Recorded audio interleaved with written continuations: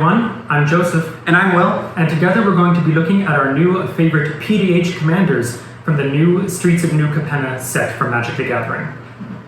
Now, before we begin, we're going to want to first just preface what are we looking for in a PDH commander. To start off with, it's an uncommon creature. Or a legendary creature, but that's honestly a point of preference. Yeah, personal preference.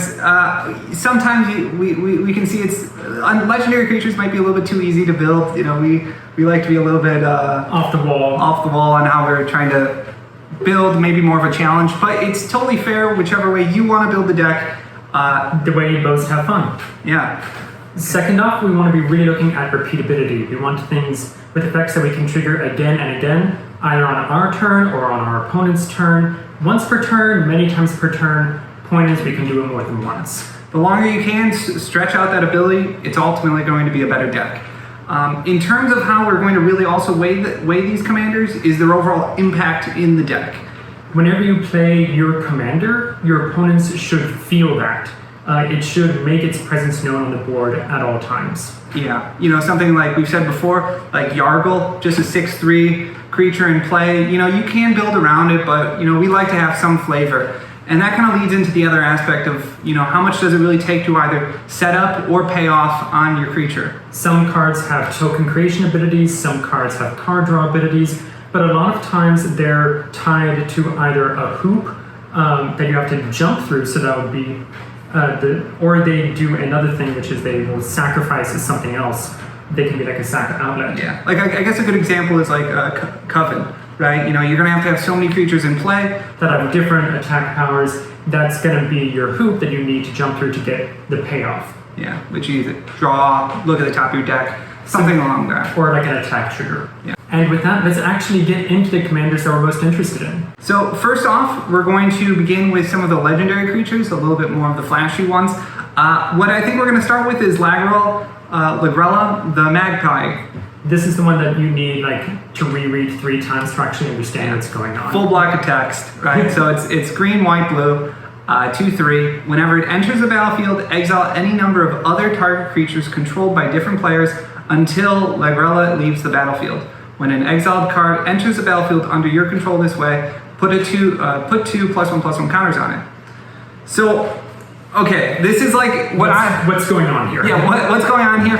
I was speaking to Joseph earlier. You know, this is basically like a wonky Yorion, right? You're going to have ETB. You're pulling everything out of the battlefield into exile. So not only can you start removing and controlling what your opponent's creatures are, you know, basically a one-sided board wipe, you can also protect your own creatures under your Magpie, and if a board wipe or a removal spell happens, you now get those creatures back. So what I was thinking you could possibly do off of this is pair this with many creatures that have ETB effects, so something like the current Academy Journey Mage, or Archaeomancer that you're going to be pulling back. Yeah, Mnemonic Wall, like all those classic blue things that you get more value just from them entering. Yeah, and then on the white side, you then just toss in cards like Cloud Shift. You know, you're going to get these nice flicker effects that as soon as somebody plays a new threat, you can now quickly remove it out of play. Yeah, one of the things you have to be a little careful with Lagrela is, I'm pretty sure you can only exile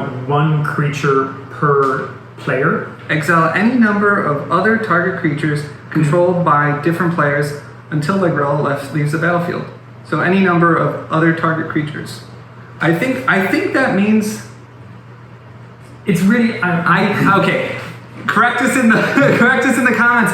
But I think you can essentially function this as an exile board wipe until he leaves. You know, it's like a brutal Cathar of some sort. And even if you can only target 1 threat per player, that's still a lot of control. And if you're using it with instant flicker effects like Cloud Shift, then you can start using it to remove whatever your opponent is swinging at you with, so you can use it as a combat trick too. Yeah, and especially if all your opponent's creatures have counters on it at some point that they're building up throughout the game, then now you just set them back to 0 on that. So Lagrela is pretty powerful. But it is pure jank, and be ready to have to explain the rules text in detail whenever you start to use it. The next one that we're kind of interested in is Mr. Orpheo the Boulder. So this is a 2/4 Rhino Warrior with 1 black, red, green. So it's a Jund commander that has, whenever you attack, double target creature's power until end of turn. So to me, I look at this card and I was immediately reminded of Xenagos, the God of Revels, which is this super competitive ghoul commander from EDH Commander. And to me, this is the fixed version of Xenagos, because you get an extra color, but it's not indestructible, and it doesn't give the other creatures haste. You can really do some interesting things, though, with that doubling power. There's a lot of Power Matters cards in even in Pauper. For example, Mortis Dogs, when it dies, will drain out your opponent's equal to its power. Then you can also look at card effects like Flame. So you double something's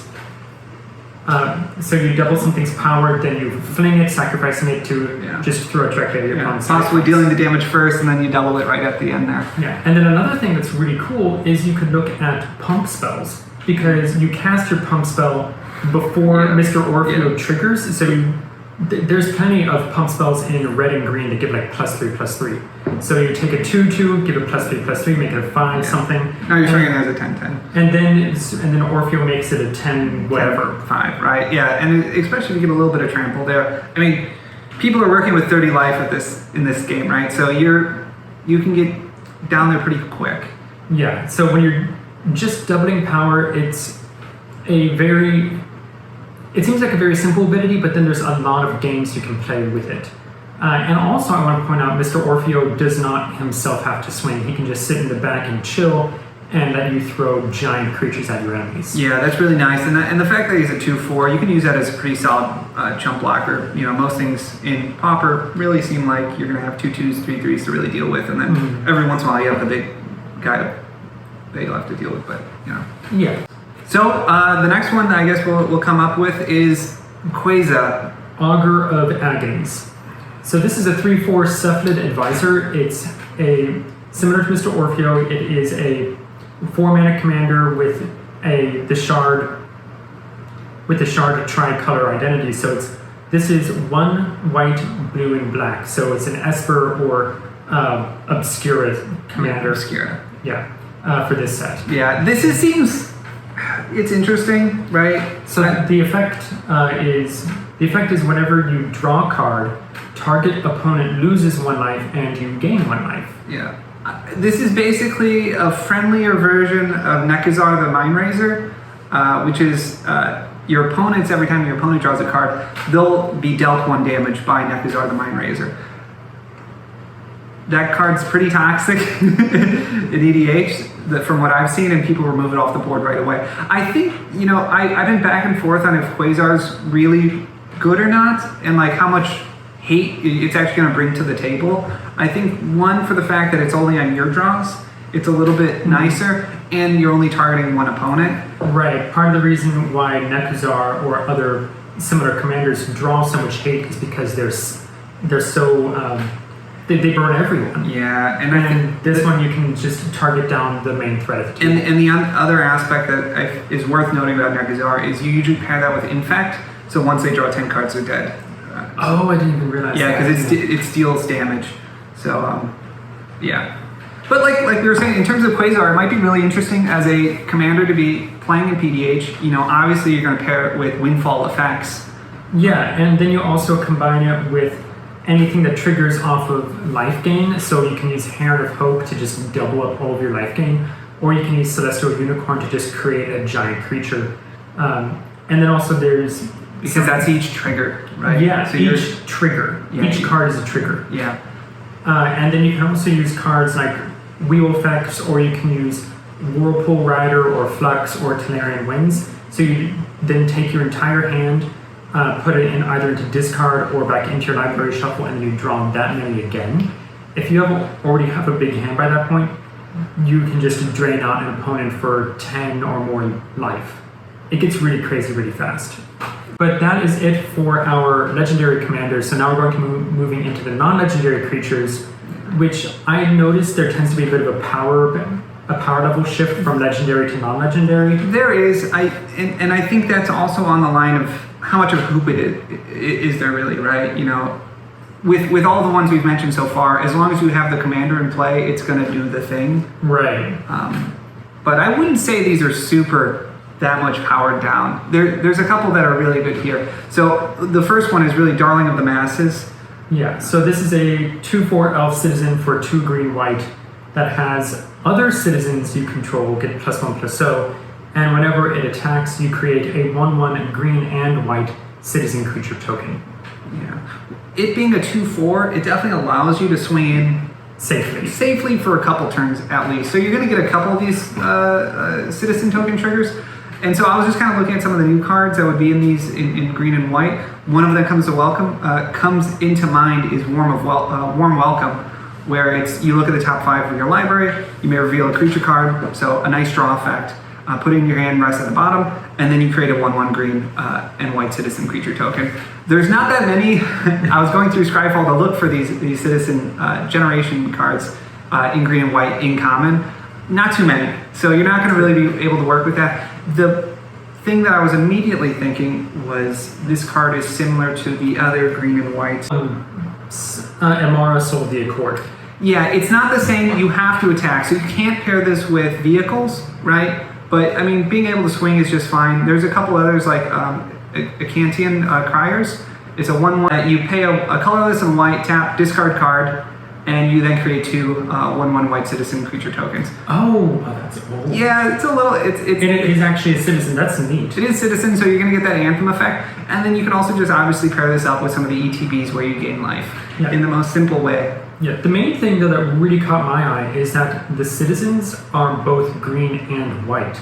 And so you have both of the Denizen creature cards, so Ivy Lane Denizen and Court Street Denizen. Those will trigger anytime a green or a white creature enters the battlefield. And so Ivy Lane Denizen will put a +1/+1 counter on anything. Court Street Denizen will tap down any opponent's creature. And you can have those trigger on your commander's attack, but before blockers are declared. So you can actually really play with the combat that way. Yeah, those denizens are very powerful, and pairing it with this kind of very simple token generation, very powerful commander. And then of course there's lots of go wide strategy cards that work perfectly well. Might of Masses is a excellent instant sorceries. It's huge pumps based off the number of creatures you have, which this is going to have a lot. Yeah. So the next commander we're going to mention is Forge Boss. It's 2 red and a black. Whenever you sacrifice 1 or more other creatures, Forge Boss deals 2 damage to each opponent. This ability triggers only once each turn, and it's a 3/4. So you're going to be sacrificing specifically creatures. You're going to be burning all your opponents for 2 damage, which is it's better than 1. Yeah, it's not too bad. And there's a lot of the new casualty effects that they have in the set where you're going to want to sacrifice your creatures to get copy your spells. Yeah. It's going to be powerful. I think the biggest concern, right, is the only 1 time each turn. But you can obviously use instants on your opponent's turns. Use instant speed effects. You can use creatures with tap, sacrifice another creature effect. Carrion Feeder is an instant speed creature, and you can just use any Eldrazi Scion, any Eldrazi Spawn to just sack it on each of your opponent's turn for mana. Yeah, I guess there's also the exploits from the previous set too. The main thing that caught my eye from this one is that it's not each opponent loses 2 life, it's Forge Boss deals 2 damage to everything. And so with black, you can give Forge Boss either lifelink or infect if you're going to be really mean, and you can really capitalize on that burn ability. Yeah. The next one is going to be another Rhino. It is Freelance Muscle. So this is a 4/4 Rhino Warrior for 400 green that has, whenever it attacks or blocks, it gets +X/+X until end of turn, where X is the greatest power and or toughness among other creatures you control. I didn't realize there was that many rhinos here. I wasn't paying attention to the creature type. Yeah, Freelance is insane, 4/4, right? So what I was thinking, obviously you're going to toss Ramcore into this deck, get a trample effect. You want to get through because otherwise he's just going to constantly get chunk blocked. For sure. But with that being said, you can toss things like Conifer Strider. It's a 5/1. You just play with the extremes. So you can either use the 1/5 blocking walls. Yeah, this could be a mono green walls deck. Yeah, and it'd be nasty, right? Because then you just block with all of your other creatures and you're going in for commander damage every time. And he's a 4/4, so it's never going to be a pump of less than 4. Yeah, and even just by himself, swinging with a 4/4 is pretty rough sometimes. Turned into an 8/8. Turned into an 8/8, yeah. And then especially if you get that trample. Yeah. And if you give him Vigilance, then he also triggers off the block, so you can give him, whenever he blocks, he becomes It's going to be so hard to get around. And then as long as you toss in some like instant spells, what's the green one? One green. It's hexproof and +1/+1 counter. This is going to play very similarly to Orpheo the Boulder. It's going to have a little bit of differences. You're going to feel that color restriction a little more, but you're also going to get benefits off of toughness rather than just power. Yeah. So play around with it some. It's going to be distinct but similar. Yeah, and I think it's a little bit leans more into the purely green stompy, so which has its own flavor in itself. You toss a lot of fight effects and such. Okay, so this one is actually my personal favorite from the set.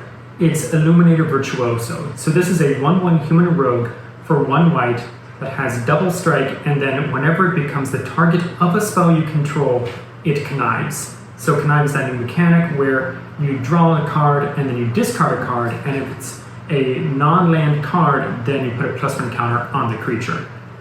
So this is card selection and double strike and a solid growing creature on your commander. So that's, in my book, already pretty good. Yeah.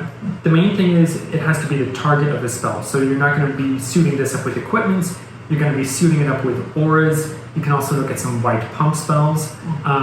You want to be looking at maybe filling your graveyard, so like some white flashback spells like Spirit Flare. Yeah. Also, take a look and see if you can find cards that target multiple creatures. Because you can target multiple things so long as you are also targeting Illuminator Virtuoso. Like one card is Redeem that allows you to gain a bunch of life, I think. Let me double check that actually. Yeah. The only downside, I was thinking, is it spells and abilities, but just spells, still is fine. You can use things like Battlefield Promotion, pump effects right at the end. Redeem, which will prevent all damage that is dealt to up to 2 target creatures. So you can just save your commander right there. And also get the connive trigger. So I think it's very interesting. I think there's a lot going on. I think there's a lot you can do with it, and it's in mono white. Yeah, and I've even seen in standard right now is Illuminator Virtuoso and the mono white decks it's pretty nasty. So there's going to be plenty of support, even though you're in one color, to really build out enough instant and sorcery effects to keep them going. And you never underestimate double strike. It's an incredibly powerful ability. Yeah. So the next one we're going to be talking about is Metropolis Angel. It's a 2 white and a blue creature, Angel Soldier, which has flying, and whenever you attack with 1 or more creatures with counters on them, draw a card. And it's a 3/1. So straight off the bat, it's a 3/1 flyer, so you have evasion, you're going to be making contact.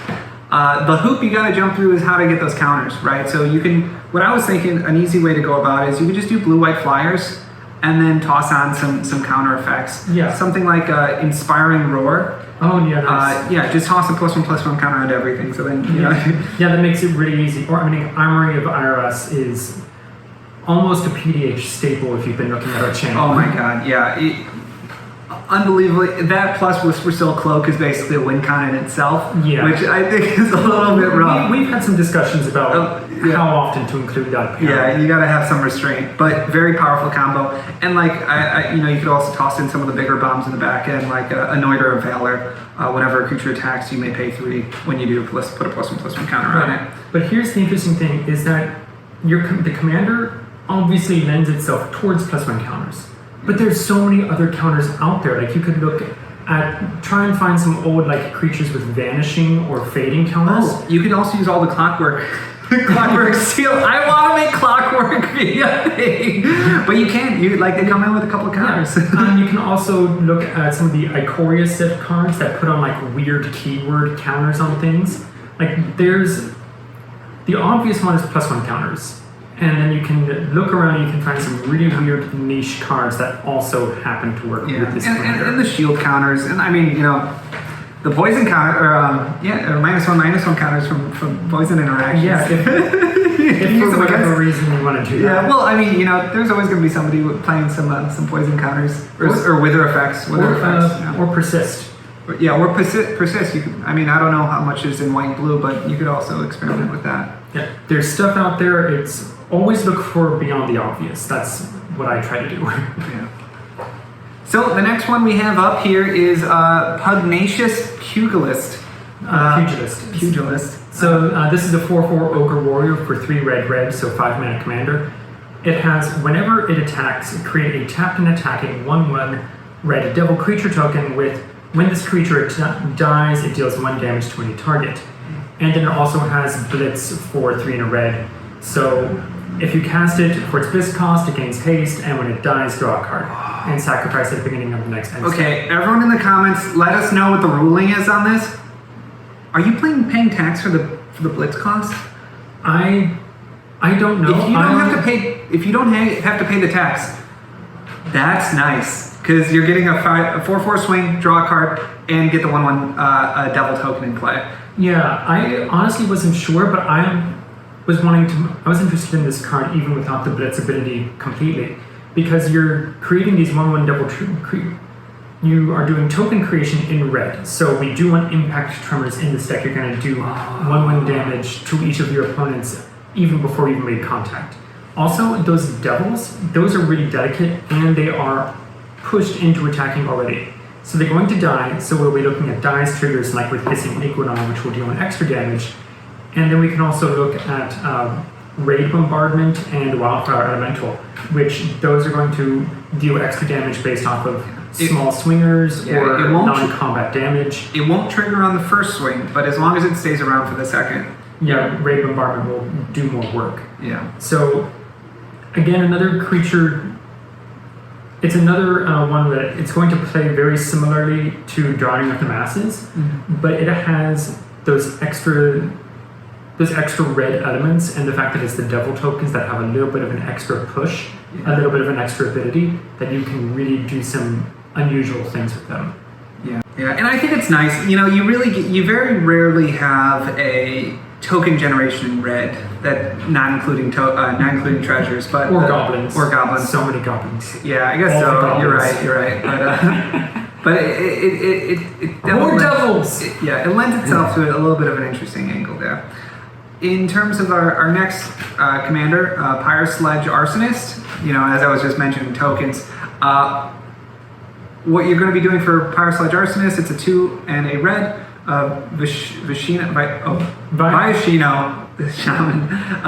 Pay 1 colorless, tap it. Arsonist deals X damage to any target, where X is the number of permanents you've sacrificed this turn. I mean, obviously, the first thing is thinking of is treasures. Right? Okay, that's obviously what this is built for. Treasures are huge in this set.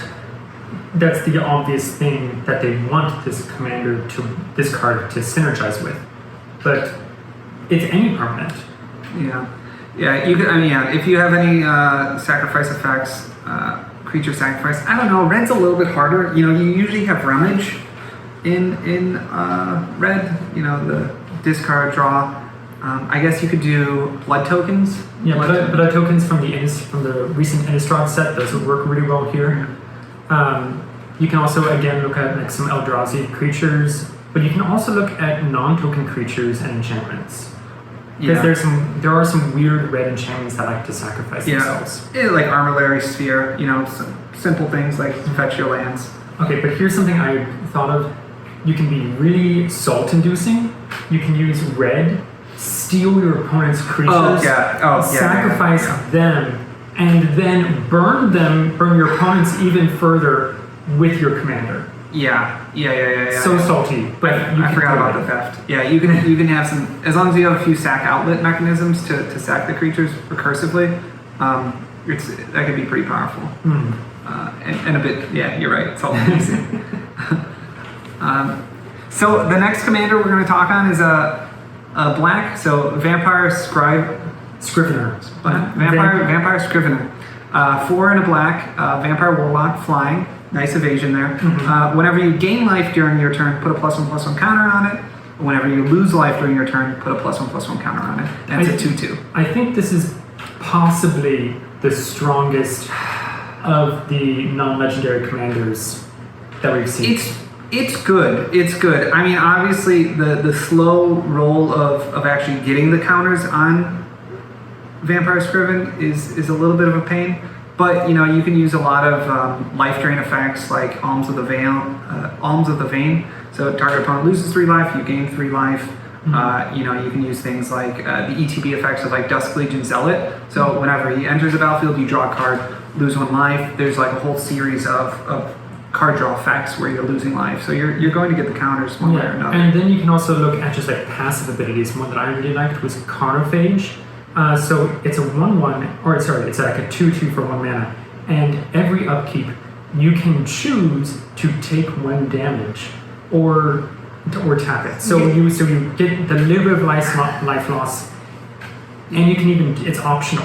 Yeah, well, and the other one that I wasn't quite sure on too, in that kind of similar effect, rather than upkeep, I was thinking about end step, there's Dogged Pursuit. Yes, I was actually about to bring that up. Yeah, I'm not quite sure if that works, but it's still technically your turn, so I'm assuming it triggers. So at the end of your turn, somebody loses 1 life and you gain 1 life. So there's the incremental ones, but I think you're going to want to have multiple triggers all on the same turn. Exactly. It doesn't matter how much it is, it just needs to happen at some point during your turn. So my advice would be load up with a billion incremental triggers that increase your life or decrease your life one way or the other. Audacious Thief. Yeah, I was about to say Audacious Thief. Yeah, so when you swing, every time you swing, you lose a life, draw a card. It's good, but I think he's a 2/2 or a 3/2. And it's a little delicate, but it doesn't matter with this commander. Yeah, you just want both the card draw and the life gain. Yeah, and as long as you get the one trigger. Yeah, as long as you get 1 card, you can't trip it. So it doesn't really matter too much. And like I said, it's a flyer. So once you get 3 triggers, it turns into a 5/5 flyer. That's going to be a nightmare to deal with. There's always going to be one opponent who can't deal with flyers well. Always. Yeah. And so you just make this huge beat face. Yeah, and I think that's why the other important aspect too is somebody will deal with it. So you're going to assume that you're going to need enough recursive abilities that when you replay them, you can regenerate those 3/4 counters.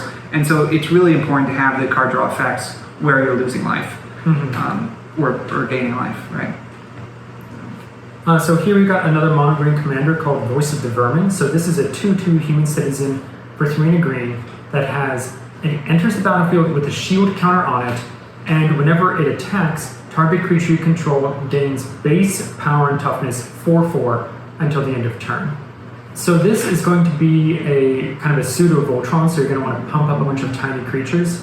So you can look at doing Death Touch or Infect Tribal. A lot of those cards with very powerful abilities will often balance out them having the powerful abilities by having very weak stats. Maybe they would typically only survive for 1 combat. This, it will make sure that they'll stick around and you can use that effect again and again. Yeah. It's the main weakness that this commander has is that it needs to swing. Yeah, and it's a 2/2. You get the shield counter, so you're going to get 1 free swing in. Basically. But this one's going to be tricky to work with. I'm interested to see what can be done with it. Maybe there's like some ferocious effects. Yeah, and you can obviously toss in some proliferate, right? The fact that it's a counter, you can get a couple more shields on it before you start swinging. Yeah, but this is for consideration. Maybe not necessarily super strong, but I'd be interested to see what can be done with it. Yeah, it'd be more janky, but I think you could play with it, and it's not saying target other creatures, so you could just target itself. It's a 4/4, swinging with shield with a shield counter on it. Not too bad. So for mono blue, if you're a mono blue control guy out there, I got one for you. Okay, Hypnotic Grifter is a 1 blue human rogue, pay 3, human grifter connives, and it's a 1/2. It's easy to underestimate how useful this card is, and even when I was talking to Joseph beforehand, he's like, why are you even picking Hypnotic Grifter on the list? Okay, you get to keep up all of your counter spells until your next turn. So if there's nothing worth countering, you can then connive, discard that, now get a counter on your Hypnotic Grifter, right? So it's always going to be a slow grow, and you're always going to have a mana sink to activate it if you need to. And even if you're going to start discarding lands, you can just constantly sift for answers. And then once you start filling up your graveyard, you can use things like circular logic. So counters target spell unless its controller pays 1 for each card in your graveyard. So if you build up your graveyard, similar effects like that can be really powerful. And then you can look at some mono blue graveyard stuff, which has come out in the Innistrad block, like Spontaneous Mutation that gives target creature -X/-O for each card in your graveyard. You can do stuff like that. Yeah. I personally think the 3 mana for a Connive effect is a bit expensive, but you're making a pretty solid case for it. Yeah, you're planning on running on the long game on this, right? So you'll probably also toss in some bounce effects, just things to delay. Because once you then fill up your mana, once you have enough mana in play, you can activate multiple times, and you can toss things in like the Lantern Bearer that once you disturb it, it now gives your creature flying. So you can eventually turn this guy into a really scary threat, and you connive 2-3 times. It's now either a 2/4, a 3/4, or a 5. Yeah, and you can also look at like some madness effects, like Circular Logic is one of them, and there's also Just the Wind, so you can connive and bounce something. Yeah, obviously you're not getting a mana reduction, but this is, I think, a really deceptively useful blue commander if you're going purely for control. It's sneaky. It's sneaky, and it's like until somebody plays against it a couple times, they'll think you're not a threat. Mm-hmm. If they're a novice player. So hope I get some control builders. Okay. Disciplined Duelist. So this is a 2/1 human for green, white, blue. So it's 3 mana, banned, or whatever. What brokers? Brokers or something? I don't know. It's the new 3-color name. It's a 2/1 with double strike, and it has the shield counter on it. So I like it.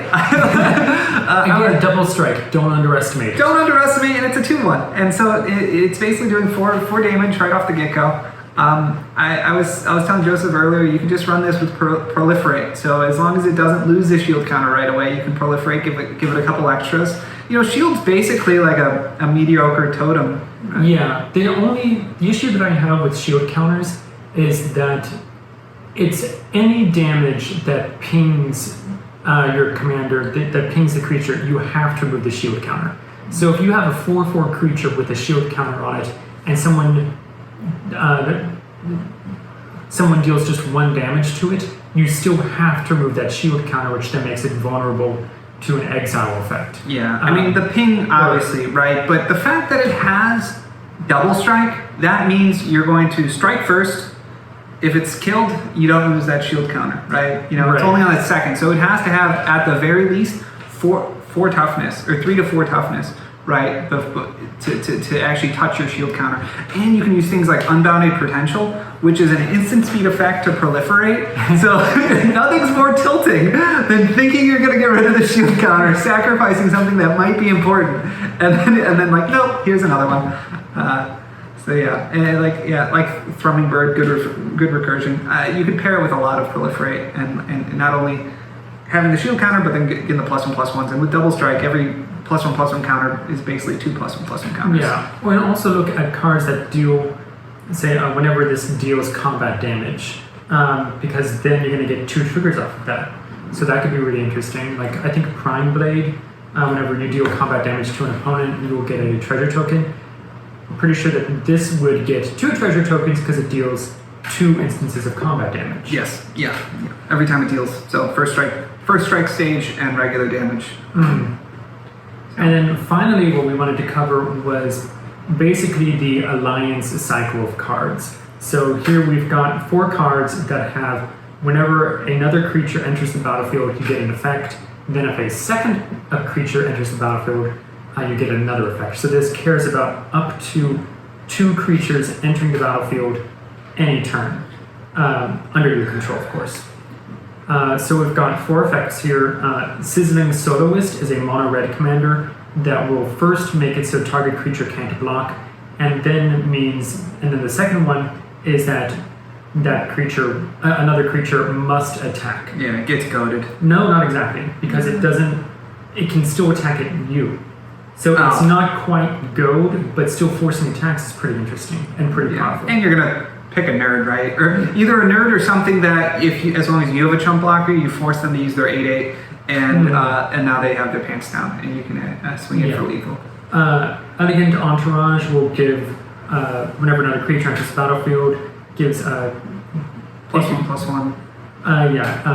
Target creature other than Elegant Entourage gets +1/+1 and gains trample until end of turn. Venom Connoisseur, the first one will give the first trigger will give any creature death touch, and then the second trigger will give all of your creatures death touch. And then finally, well, I was gonna say Venom Connoisseur. It's pretty good. I think if you paired it with some token effects, you're gonna have a bunch of little 1/1s, and you're gonna want to swing in, and make them lose opposing creatures. It's pretty good. But like you were saying, I think the most powerful Alliance Cycle card is Rumor Gatherer. Okay, this is a colorless white. When another creature enters the battlefield under your control, scry 1. When the second time a creature enters the battlefield under your control, draw a card instead. You basically can use this as a consistent cantripping effect. Yes. It's like, okay, Wizards, we get it. You fixed draw in mono white. White can draw. you can rest now. We get it. Yeah, like I was saying, there's so much white where a creature enters and then they generate a token, right? So if you just packed your deck with these kinds of creatures, so Attended Knight, which is when it enters the battlefield, it gets a 1/1 white soldier token. Clarion Cathars is whenever it enters, you get a 1/1 white human creature. And then you can also look at there's some instants and sorceries in white, probably more sorceries, that will create more than one creature token. So like Battle Screech, Call the Cavalry, you just create more than one token at a time. Yeah, so if two creatures enter, they trigger the first and the second effect on the commander. So you're at least every time you're casting, you're going to be getting a draw. So your hand should always be full relatively, and you're constantly sifting the top of your deck.